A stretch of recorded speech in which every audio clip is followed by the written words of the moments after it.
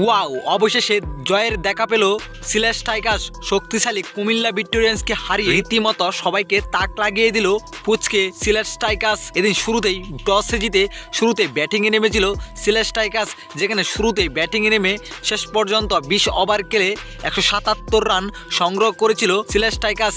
এই রানের জবাবে ব্যাটিংয়ে নেমে পাওয়ার প্লের মধ্যেই দুইটি উইকেট হারিয়ে বসেন কুমিল্লা ভিক্টোরিয়ান্স। তবে ওপেনিংয়ে নেমে এক প্রান্তে আগলে রেখে অসাধারণ ব্যাটিং করে যাচ্ছিলেন লিটন কুমার দাস। শেষ পর্যন্ত কুমিল্লা ভিক্টোরিয়ান্স সিলেট টাইগার্সের কাছে অল্প রানে হেরে যায়, যেখানে লাস্ট ওভারে প্রয়োজন ছিল 25 রান, যেখানে তানজিদ হাসান সাকিব বল করতে এসেছিল।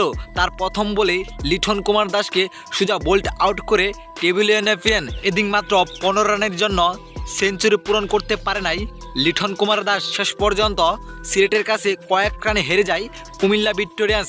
এদিকে কুমিল্লা ভিক্টোরিয়ান্স হেরে পয়েন্ট টেবিলের উলট পালট হয়ে যায়, যেখানে আজ যদি রংপুরের কাছে জিতে যায় বরিশাল দল, তাহলে কুমিল্লা ভিক্টোরিয়ান্সের প্লে অফ থেকে ছিটকে যাওয়ার সম্ভাবনা রয়েছে।